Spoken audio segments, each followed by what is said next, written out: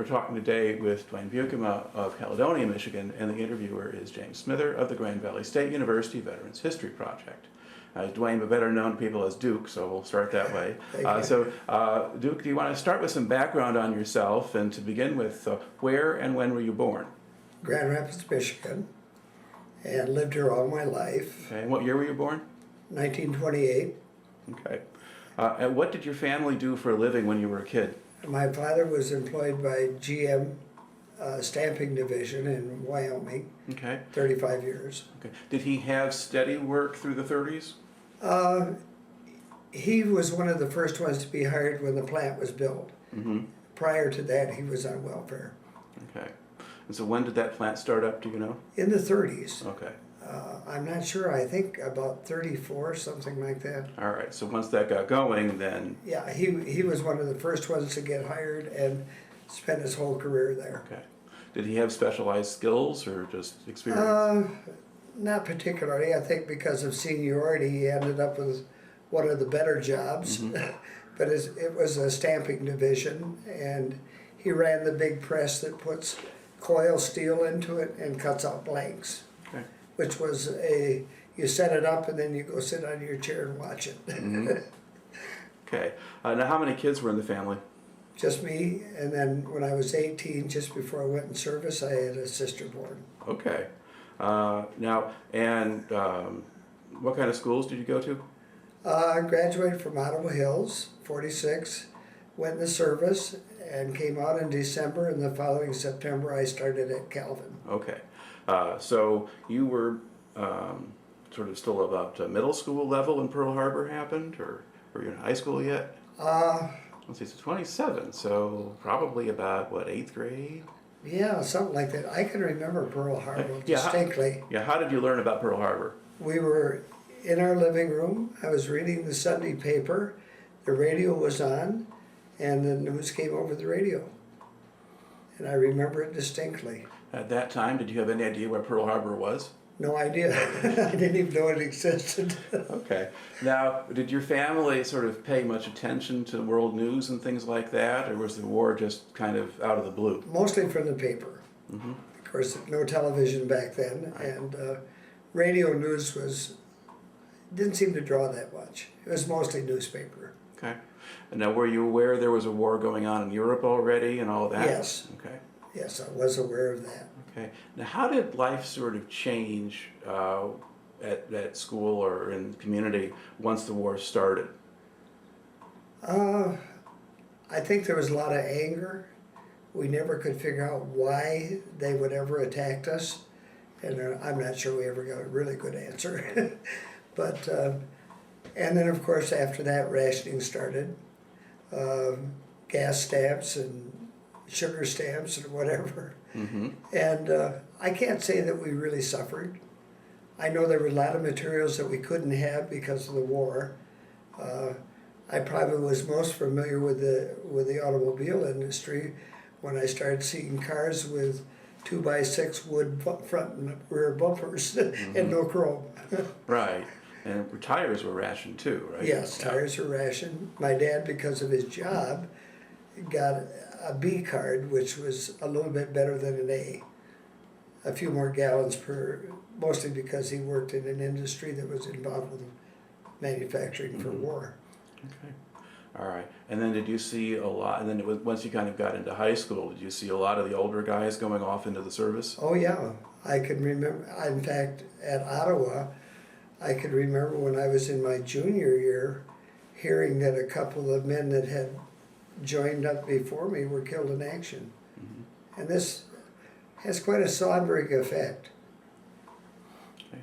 Now, when you were in school and the war was still on, did you think that or hope that they would finish it before you got into it? Never thought about it. Okay. No, I was primarily interested in what I was doing, mm-hmm. and then we graduated, and my best friend that I'd had since 12 was going to get drafted.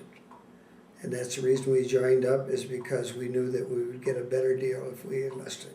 Besides, we were closer than brothers, so mm-hmm. we had to be together. Okay.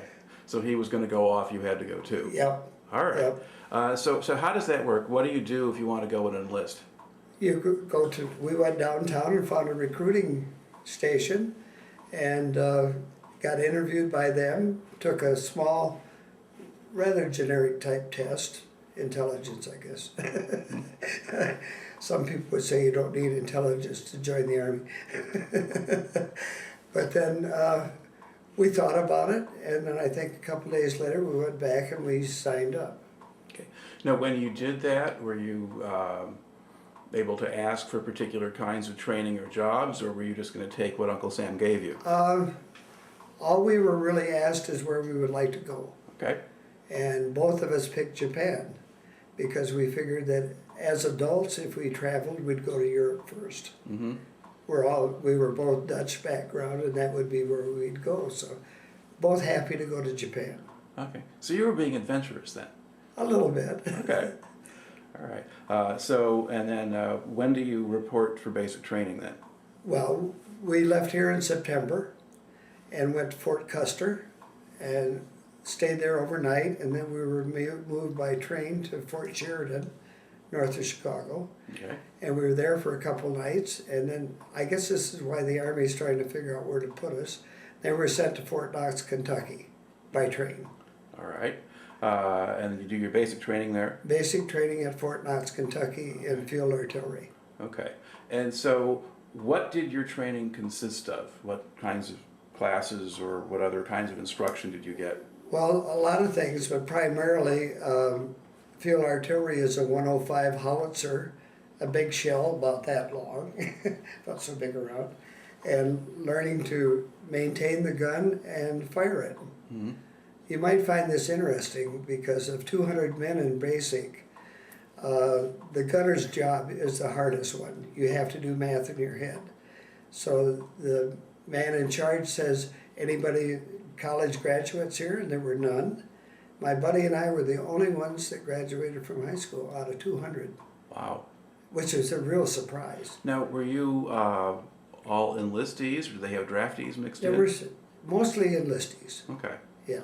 Because sometimes so I'm wondering if there are people who actually maybe left high school early, or There could be, yeah. that kind of thing. On the other hand, in those days, you only had to go to school through the 8th grade, was that right? You weren't required by law to stay I don't remember. Okay. Because then, in those days, at least I guess a lot of the World War II guys I talked to, But they thought we were pretty geniuses. I Yeah. guess we had mathematics, like right. algebra and trig. And Okay. Now, when you go to basic, I mean, did they start you working with artillery, or did they teach you to march? Not right away, no. Okay. First thing is all marching and learning basic military courtesy, you might say. Who do you salute and who don't you have to salute? Mm-hmm. And learning ranks. And that's the first part. Okay. But And then- what about physical training? Oh, a lot of it. A lot of calisthenics, marching, jogging, whatever. But no, a lot of physical activity. Okay. And then probably about the 4th week, you get introduced to this big cannon. Okay. Now, in that opening period there, how much emphasis was there on discipline? A lot. And what would happen if somebody didn't do it right? They have all these neat little jobs in the Army to give you if you disobey. Like what? Everybody serves term in the mess hall, peeling potatoes, cleaning dishes, serving, whatever. I was fortunate. I behaved myself and I didn't get in trouble. Okay. And do they have sometimes people going through training, they get what is almost hazing or something like that. They're made to do crazy things for no purpose. The first thing you learn in basic is don't let them remember your name. Because when they remember your name, you're the first one that gets called all the time. You might find this interesting. When I got ready to leave Japan to be discharged, I had to report to my captain. And I went in and I told him who I was, and he says, "How long have you been in my outfit?" And I says, "A year." He said, "Boy, you must be a good boy because I don't remember you at all." I said, "That's the way it should be." All right. Now, and how long did the training at Fort Knox last? about 10 weeks. Okay, so about first 3 of it are your standard basic training of marching, discipline, PT, that kind of thing. Yeah. How easy or hard was it for you to adjust to life in the Army? I frankly did not have a lot of trouble. You know, basically your first few weeks is to teach you. You don't have any will of your own in the Army. You learn to do what you're told now, not tomorrow, but today. And I never really had problems with that. I've always had a good sense of humor, so terrible situations later on become very comical. All right. And were you in good physical shape when you went in? Not as good as I was when I got out. Okay. Had you done any sports or things like that in school? I played football in the 9th grade. I played baseball for about 5 years. So fairly good shape. Okay. All right. Now you got into the artillery part of things, and so they made you a gunner because you could do math? I was a gunner because of the math. All right. And what sort of calculations do you have to make? Well, because you're aiming the gun, and they give you over the loudspeaker, they give you where you have to point it. And you got a dial on there, so you have to be able to add and subtract degrees. It's not really hard. Okay. Did you also have to calculate the size of the charge? No. Okay. That was left to somebody else. Okay. Now, was this the kind of a shell that sort of came in parts with an explosive part and then another part where you put in different numbers of bags of powder? You have like a 12-man crew. Yeah. And part of the crew's job is to assemble them. And then at the actual gun, the gunner is the one right next to it. Right. And then there's the men that load it. And then there's all these other people that have other jobs. Unfortunately, I never got to fire it. Right. Okay. Well, I got sick and I went to the hospital. Okay. And at what stage in the training did you get sick?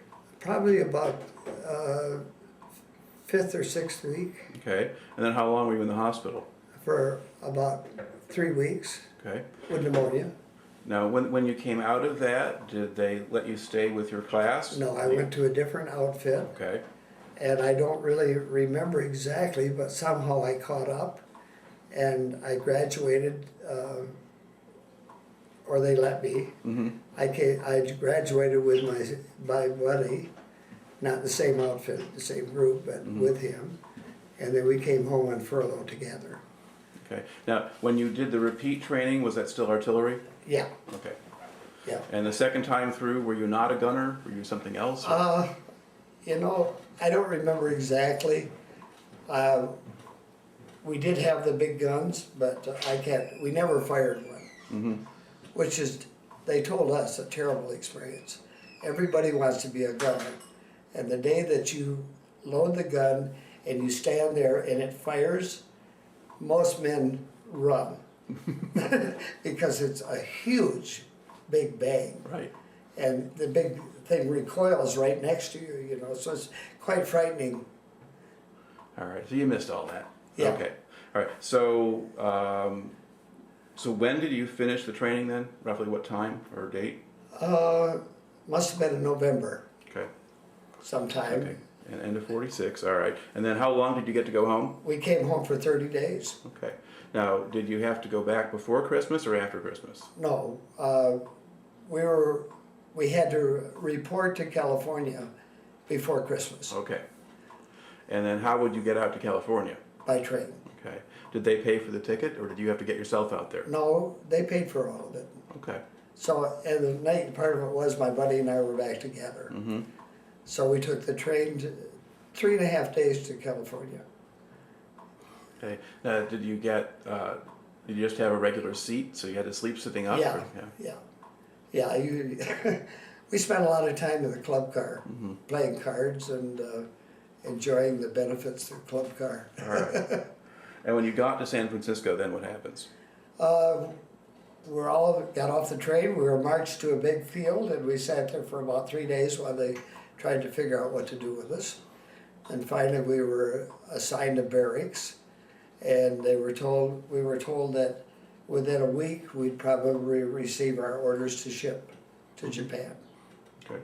Those first 3 days we were in the field, did you at least have tents? No, You're just sleeping outside? we had nothing. Okay. But I got inside because my buddy and I were picked to go to the center where all the recruits come in, and we had a job making sandwiches. Mm-hmm. And we made 3,000 ham and cheese sandwiches in one night. We're on duty for 24 hours. Wow. All right, but you had a roof over your head. Okay. Yeah, we had a roof over our head. All right. And then from there you get into the barracks and so forth. And once Yeah. you were in the barracks, did you get any jobs or did you just sit around? Everybody got a little job of some kind. I think I worked in a mess hall a couple of times. And but I had an unusual situation. When I went to California, every place I went after that, they lost my records. So my buddy is there a week, and he gets on a ship and he goes to Japan, and I'm still sitting there. The only good part was I had a permanent pass if I wasn't on duty. So I spent almost every week, first 3 days of the week and the weekend, in San Francisco. And I spent New Year's there. And as I told my son, I said, I finally found the guy that made the shipping orders, and I paid him $10 to put me on the list so I could get to Japan. Now, some people would say I was stupid. Well, I don't know. You signed up for it. There wasn't a war going on. I had it made, you know. Yeah. Nobody knew I was there except for a tape on the end of my bunk. But I wanted to go, and I was hoping to be with him again. Okay. All right. So they get you on a ship. What kind of ship did you go on? It was a regular troop transfer. Held 5,000 men. Okay. It was called the General Weigel, Reigel. There was another one that we came home on. That was the Admiral Mayo, same ship. I mean, different ship. Yeah, but same type. Yeah. Same type. Okay. So it took us 13 days to get to Japan. Okay. Now, what was the weather like on the way over? It was fine except for about maybe 8 days into it. There was a tidal wave that hit Japan. And as we understand it, it carried almost 3 miles inland. And we caught it as it was coming back. And they wouldn't let us up on the deck. We talked to a crewman, and he said, the waves are breaking over the bridge, which is 75 foot off the water line. It was rough. So it wasn't just one wave bouncing back, it's a whole series of them at that point. Yeah. So we had 2 days of really rough weather, and then we were allowed up on deck, and the change was the Pacific Ocean was now a mirror. No ripples at all. So it's kind of unusual. But it was rough. Now, did a lot of guys get sick either during that or before? Of 5,000 guys, there were only 35 of us that went to supper. That's quite a few. All right. So did you manage to avoid getting sick? I got sick for 1 day, and then I discovered that the best thing you can do when you're seasick is to fill your stomach, and you might lose it, but you'll feel better. And that's what I did.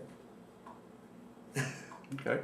Yeah. An awful lot of guys insist they never got seasick, and I always kind of wonder. So you did once, so I'm not sure I believe that. yeah. I don't either. But anyway, okay. So you do that, and then where do you land in Japan? We landed in Yokohama. The big ship had quite a time trying to dock because the entire harbor was filled with sunken ships. And at that point, Yokohama and Tokyo were flat. They were primarily wooden buildings, and we dropped incendiaries, so it didn't leave much. But we did have barracks. So we went to the, I guess, distribution center or whatever they want to call it, where you went and they decided where to send you. Okay, because you didn't have orders for any particular unit. No. You were just being sent to Japan, and then Yeah, I had hoped to go to the field artillery, but I didn't. Okay. Now, when you got there, had they lost your orders again, or never had them? They lost them again. Okay. So the guys that came in with me on the ship left, and I was still there. And how long did you wind up staying in Yokohama? Probably about 2 weeks instead of 3 or 4 days. Okay. And how did you spend those 2 weeks? I got picked for a couple of duties. We weren't given passes. So I became a reader, and I would read 2 and 3 books a day. So, and play cards. You know, what else do you do if you're in the Army? You play cards or you read, or sleep. Or get off base and get in trouble, but they weren't giving you that option. No, we didn't. We never got a chance to go into town. A few guys snuck off the camp and headed for the valley below us, which was a bad place to be. It had a terrible name. I don't know if you want to hear that. Well, would it be related to things like prostitution, for instance? It was called Gonorrhea Gulch. Yep. And it was terrible.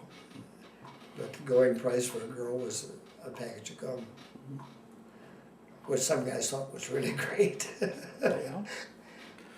Yeah. I didn't fall into that category, luckily. Yeah. Much healthier that way. Yes. All right. So now, to get yourself out of there, did you have to go complain, or did you just wait this time? For some reason or another, I had them start looking for my orders or my record, and they finally found it. And then they put me on a train and sent me south. Okay. And where did you go? We went to Kyushu, the southern island, and then Sasebo. Okay. To get to Kyushu, did you have to take a ferry? Interesting thing, the Allies never realized that there was a tunnel between the main island and we found that out. We went through the tunnel. Okay. All right. And so then Sasebo, was that the base, the area that you were in? Or? That's the area, and the town was actually Nora. Okay. All right. And who or what was based there? They were Japanese army barracks that had been emptied. They were wooden, 2-story. They held about 200 men. Okay. And what unit were you joining? That was the 34th Infantry Regiment. Okay. And then which company? Company H. Okay. And were they just a regular infantry company, or were they weapons? Or Well, H Company is usually the heavy weapons company. 30 caliber machine guns, 80 millimeter mortars, anti-tank. So that's where I ended up. Okay. So no field artillery. No field artillery. All right. And what kind of reception did you get when you arrived? They weren't expecting us. So we were in a barracks where we had 1 hour of heat a day and no food. Because they were not expecting the group of guys. We had probably 300 or 400 that came down. Oh, okay. And with a few complaints, we finally got a little heat, a little hot water, and some food. I had an interesting thing because I was on guard duty one night at the front door, and this man shows up in an army overcoat. You see those, the big heavy ones. It was wintertime. And very friendly guy, older man, and he asked me some questions, and he says, "How are things?" And I said, "Terrible. Food's lousy. We don't have heat. We have to take cold showers, and we don't even have anything to do." He said, "What do you mean?" I said, "Well, we don't have a ping pong table. We don't have cards. We don't have a piano." Next day we got it. He was our colonel. Okay. I didn't know that. I have a problem because I always say what I think. Yeah, that could get dangerous in the Army. It can be. Fortunately, the man was in the right mood, so Yeah. it worked Well, for I him. didn't know he did this. He'd take off all of his insignia, and he was just a buck private, and he asked questions, but it paid off. How long did it take for you to get an assignment? I would say probably a week later, we started basic infantry training. And this starts at 5:30 in the morning. Okay. Well, weren't the people there supposed to have had basic training already? Or were you not infantrymen, so they were just starting over? We weren't infantrymen. Okay. We were all probably field artillery guys, Right. most of us. So we started basic infantry training up at 5:30, hour calisthenics, then a shower and get dressed, and then breakfast, and then out you go. Okay. Did they at least skip some of the military Yeah. code of justice stuff Yeah, and the it rest of that? was totally about your job as an infantryman. Okay. You learned your rifle, learned to take it apart and fix it and put it back together blindfolded. And in my case, we had 50 caliber machine guns and 81 mortars, and we were learning those. machine gun crew has 3, and a mortar crew has 3. And we learned how they work, and then we started firing them. So they let you fire these? Oh yeah, we got to fire those. All right. So, And about how long did they keep you in training, do you think? well, we had about 3 months of training, Okay. and we graduated on Saturday, and then Monday we started all over again. All right. Same program. Now, why was that? I don't know, because they didn't know what to do with us, I guess. But at that point, we only had about a week of retraining, and then they shipped us all back up to Sasebo. Mm-hmm. At that point, Japan was having a lot of trouble with Koreans. Communist Koreans would come over to Japan with the idea of turning Japan into a communist nation. Mm-hmm. So we were called out regularly to break up riots and arrest people. And the interesting thing was, the part of Japan we went to, they had never seen infantrymen. They were quite impressed with the fact that we wore steel helmets and went to work with bayonets on our rifles. So they hadn't seen Japanese soldiers during the war, or at least... I really don't know. I would think they had, but I wanted to add one thing. Mm-hmm. I was really surprised when I went to Japan. I felt no animosity at all, even from men that had been in the military. We were treated with tremendous respect, and they wanted to know all about us, the ones that we could talk to, where we came from, what we did, what our family was like.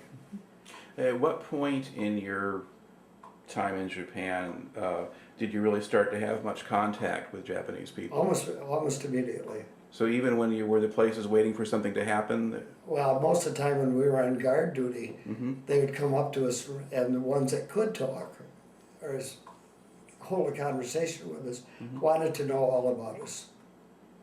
So it was, I felt real sadness for the Japanese people. Mm-hmm. They lost their home. There was nothing left in Japan. And they had lost their homes, they had lost loved ones, they lost their jobs. A friend of mine was a jeweler from Massachusetts, and he took his off time going to pawn shops, and he found all kinds of diamonds that were maybe 10% of the actual value. Mm-hmm. But these people sold everything they had to keep going. All right. Now, you talk about people coming up to just talk to you randomly. Would these be people of all ages and both sexes, or mostly boys, or who would they be? A lot of men, maybe about our age, maybe a little bit older. The girls were probably interested in other things. But some little kids. I guess my biggest surprise was a guy came up to me one day when I was on guard duty, and he says, "Hi, how are you?" And I said, "Fine, how are you?" He says, "Where are you from?" And I said, "No place you ever heard of." And he says, "Where?" I says, "Grand Rapids, Michigan." He says, "I've been there." He says, "I graduated from the University of Wisconsin." No, I said, "Where did you spend the war?" He says, "In jail." I said, "How come?" He says, "Well, when Japan attacked the U.S., I stood up on a soapbox in the park and said, 'You people don't realize how stupid you are. That's a huge country with tremendous resources.'" So he says, "They put me in jail." Yeah, Admiral Yamamoto told them pretty much the same thing, but they didn't lock him up. No, okay. But, yeah. Okay. So, you're in these, once you have you're at Sasebo, you're with your regiment now, you have, what regular duties did you have then once you finished the training part? Well, it was just all guard duty. Okay. And guard duty is broken up into 2 hours on and 6 hours off, 8 hours on, 16 hours off, 1 day on, 2 days off, depending on where you're going and what you're doing. Okay. But it was, and when we weren't on guard duty, we had a pass. We could go any place we wanted to go. All right. What kinds of places did you visit then? Well, my very favorite was Kyoto. Kyoto is an old town filled with all kinds of different religious buildings, and we didn't bomb it. And then we would go to Osaka once in a while. Osaka was a real shock because it's got a 6-lane boulevard, a subway, and glass front buildings that are about 4 or 5 stories. A very modern town. But my favorite was Osaka, Kyoto. Okay. Now with Osaka, with the glass front buildings, were those things that were... They were still there. Okay. They had survived the war? Apparently they survived the war. Of course, I guess you could replace the glass, but... Well, I was told that the U.S. Air Force was told to not bomb certain buildings. Mm-hmm. They were to save them.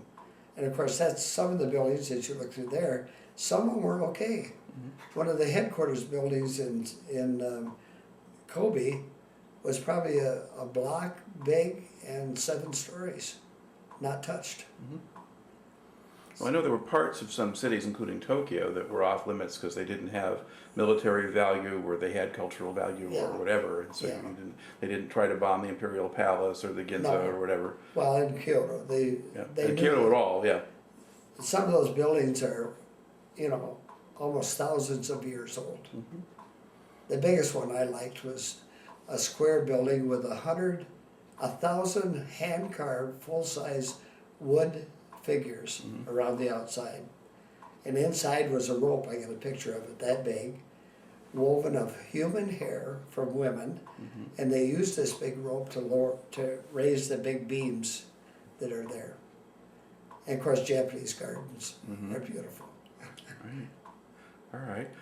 Now, when you were doing this, would you go by yourself, or did you have friends with you, or? I had 2 buddies that they liked to travel just as well as I did, so when we were all off, we were on a train and going,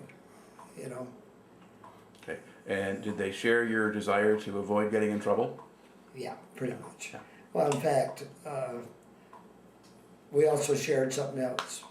We usually went to church on Sunday with each other. It was interesting because one was Joseph Klupp, a Czechoslovakian from Chicago, and Catholic. And my other one was, I don't think he was Jewish, but it's close. So church services in the Army are generic. Your chaplain could be anything. So, but the 3 of us usually went to church on Sunday. And then when we weren't in church, we were traveling. So it was fun. All right. Now, when you're going around, when you were traveling and out there, were you doing that in uniform? Yeah. Okay. Yeah. And when you went to these places? We were required to have our uniform on at all times. Okay. And when you went to some of these places, would civilians just kind of come up and talk to you, or did they leave you alone? Most of the time probably left us alone. But once in a while I was kind of surprised by the number of people that we could hold a conversation with. A lot of sign language. Yeah. How did you get around in Japan? How did you know where to go, or how to get there? I can't really remember, but I know that when we were in Kobe, there's a big train station there, and we go to the train station and we say we want to go so and so, and they say, okay, you buy this ticket. And then were the trains, were there some signs up that were in English as well as in Japanese, or numbers that you could use? Or? Not really. When I was there, they were trying to convert Japanese into English alphabet. But every place you go, and the interesting thing is I went there 6 years ago with my son, there still are characters all over. And I don't have any idea what they mean. But the Japanese people are so friendly. As I understand it, we have one of the best relationships in the whole world between Japan and the U.S. And when you go there, like 6 years ago, people that can't even talk English try to help you. It's amazing. They're very lovable people. And they like Americans, I guess. Okay. What, as far as you could tell, what was the function of the American occupation forces? What do you think you were there for? Well, part of our guard duty was protecting our own supplies. We had huge warehouses with military equipment in it. a few with food, and the first night we were on guard duty, one of our guards caught 3 men inside the warehouse stealing stuff, and he chased them outside and found 2 more tied up in a boat at the dock, and he got excited, and he had an M1 carbine, and he pushed it on full automatic and opened up on the boat, and he killed 5 of them. But all these big docks, they were big piers with warehouses, all lit up and big signs on them, no trespassing, you know. But there was a lot, and I had guard duty one night in a dark building. And I had a flashlight, and every place I looked, I would find boxes of bayonets that were open and hatchets, and I could hear them, but I couldn't see them. I know they were there, but they didn't confront me, and I didn't catch them. Now, did you have the sense, or were you told that there was sort of a large-scale black market going on? Yes, there was. Okay. The guy that slept next to me was in charge of it in Kobe. Okay. I found that out the night I left. All right. Was he just an ordinary private like you, or is he? Yeah, I had no idea what he was up to. But he saw me off at the train, and with him were 2 Japanese dressed in 3-piece suits made out of army uniforms. All right.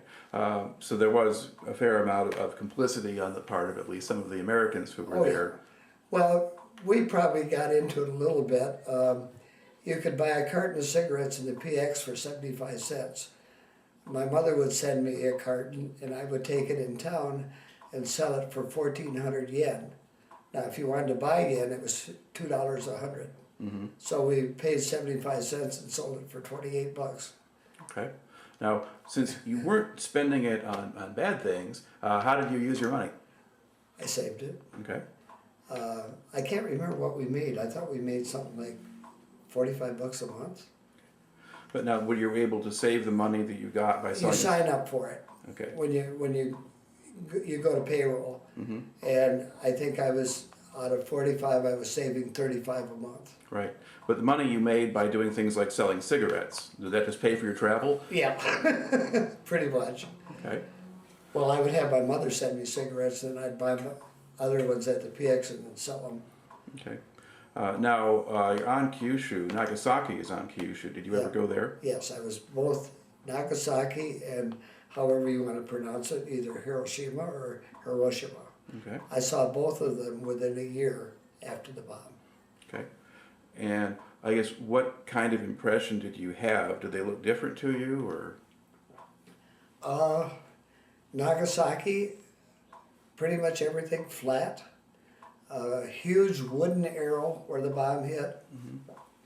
And I told, when I was interviewed by Channel 8, I says, you know, the thing that amazed me, I was told, we were all told, nothing would grow for 20 years.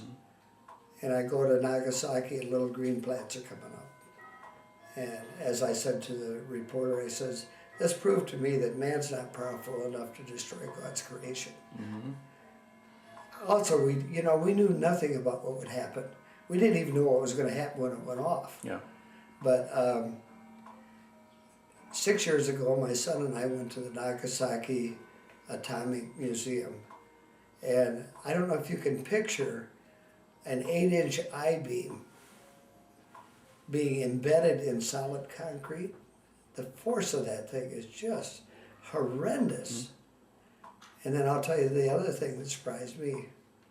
All of the Japanese people that I talked to said it was the best thing that the Americans could have ever done. It ended the war. It killed 100,000, I think, in each city immediately, but it saved millions.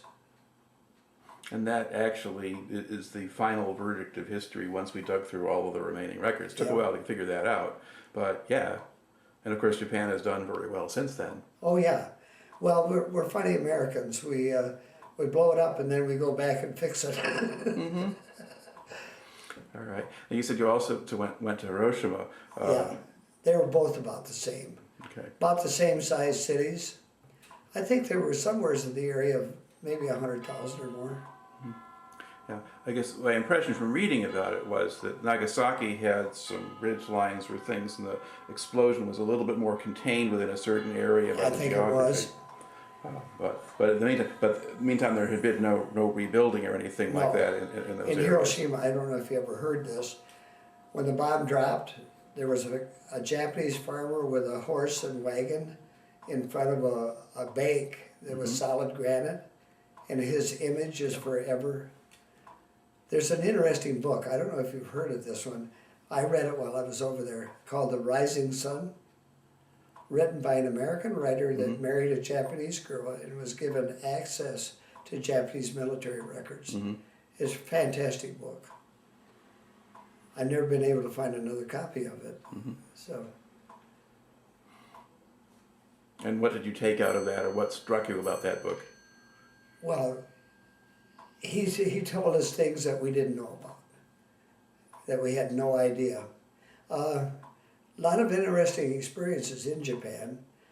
When we're in our travels, we would go to the coast, and it's a good idea that we didn't have to land in Japan, because we would see area of area on top of area in coral. There's no rock in Japan, and with just slits for guns to stick out, and inside is a huge room the size of a football field filled with supplies. And they were determined to fight to the last person. The other thing that surprised me is we were hiking one day, we come over the top of the hill and there's a lagoon there, and there's two ships in there. One was a cruiser and one was a destroyer, and we had no idea what they were, but there were Japanese workers keeping them up to date. We found out they're from the Russian-Japanese War. They were prizes, and as hard up as they were for steel, they would not give up those ships. Did you wonder how they got them to the lake in the first place? Well, they weren't in a lake, they were in a lagoon off in the ocean. Off the ocean, okay. So And during the war, they were covered with netting and hidden so they wouldn't get blown up. All right. You mentioned there was communist agitation and that kind of thing going on. Yeah. And so, did you actually have to deal with rioters yourself? Yes, we did. We would go in formation with students, like we went into battle. Bayonets on our rifles and hand grenades, stun grenades, gas, and break up the riot. Now, would they fight back or run away, or? They didn't usually give us too much trouble. But the interesting thing was I made friends with a Japanese boy that was going to college. And I saw him several times, and then one time I saw him and he said, he looked different. And I said, what's the matter? And he says, I had to drop out of college. I didn't have the money. I had to get a job. And I said, that's too bad. And then I saw him again. He's wearing brand new clothes. And I said, now what happened? He says, well, I joined the Communist Party and they paid for my college and my clothes and my books. No, they were very active, mostly in big cities. I guess that's why we were, Kobe is really close to Korea. You can see Korea from Japan. Yeah, South Korea anyway, but at that point... Yeah, South Korea. But at that point, there were occupation zones, but there wasn't, you didn't have the Korean War going on yet. No, you didn't not have yet. that strict division, and there were communists north and south of the 30th Yeah, parallel. I think there was, yeah. Yeah. And Korea had been essentially a Japanese colony for some time before and during the war, so there was still a lot of back and forth. Yeah. Okay. Right. Thinking back in the time you spent in Japan, are there other particular memories or impressions that kind of stand out for you? I thought it was a beautiful country. And as I said before, I felt tremendous empathy or sympathy, I guess is 2 words, for the Japanese people. They were very friendly, and we never got an ounce of trouble except for the ones that wanted to steal. We had to deal with those, but there weren't that many. And after you're there, you begin to realize that Japan had a terrible shortage of land. Mm-hmm. We would see farmers, they would hike 3 hours up in the hills to tend a little plot the size of this table. Mm-hmm. You know, that's all they had. So, I liked it there, and I was very anxious to go back. Yeah. But I was shocked when I went back. My son and I went every place that I had been, and couldn't find any place I had been. Mm-hmm. Everything had changed so much. Now, were any of the old major buildings still there? Did you remember anything in the cities, or? It all has changed so much. My recollection was Sasebo was a half-hour bus ride from our camp, Mm-hmm. and it pretty much was a dirt main street, wood sidewalks, and small wooden buildings. Mm-hmm. And if you go there today, I think it's a 4-lane paved highway with 5- and 6-story buildings. It's changed a lot. When you were there, did you ever actually have any of the Japanese men tell you anything about what they did in the war? Very little. They don't really talk about it, so just the one fellow who was in Well, jail. Japanese, you know, are very inward people. Mm-hmm. You almost have to drag information out of. And Yuki, the Japanese boy that was here, it's almost the same way. But my son and I, we feel we loosened him up a little bit. Mm-hmm. He's been Americanized quite a bit. So. Okay. Now, at what point did you, when you went over to Japan, did you know how long you were going to be staying? No. I Okay. had no idea. So at what point in your stay there did you find out you were going home? Well, we enlisted for 18 months. It's Okay. the only time the Army's had an 18-month enlistment.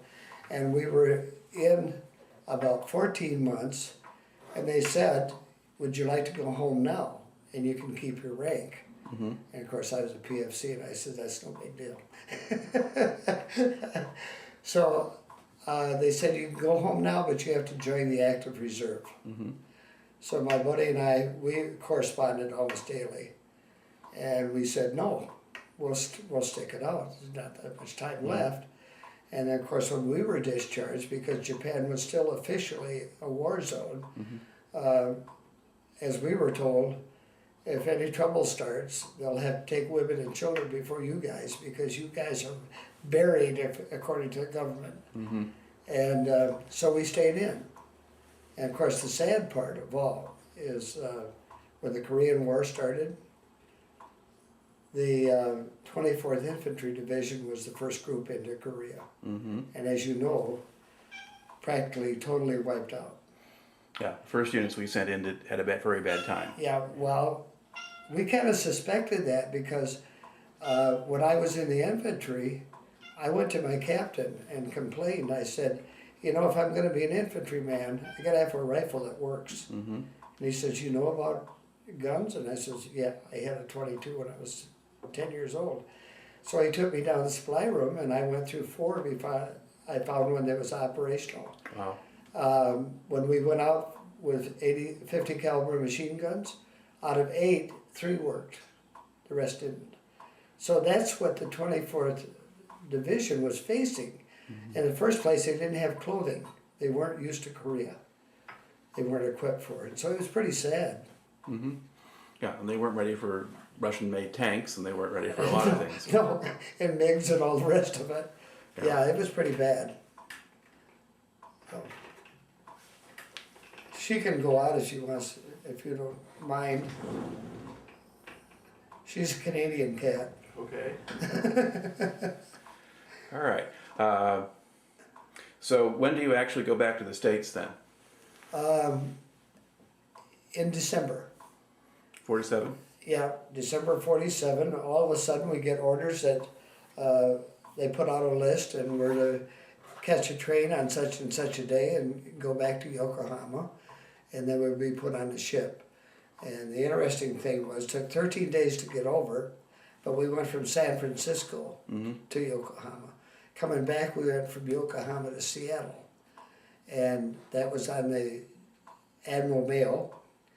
And the captain said the first day we got on the ship, he says, I don't know about you guys, but I want home for Christmas. So he says, we're going to pull out everything we can get, and we're going to turn this tub into a speedboat And he did. We made it in a little over 8 days. Mm-hmm. So we got in Seattle, and once again, we're put in a big field. And they come and they say, we're going to call names, and these are people that are going to get jobs. And once you get your job for 2 days, then you get discharged. They didn't call my name. So then I said, what happens to me? I don't know if they lost me again or not. They said, well, the rest of you guys might just well go get discharged. So I did, and I went in town. It took 2 days to get discharged, and I got all my papers and everything.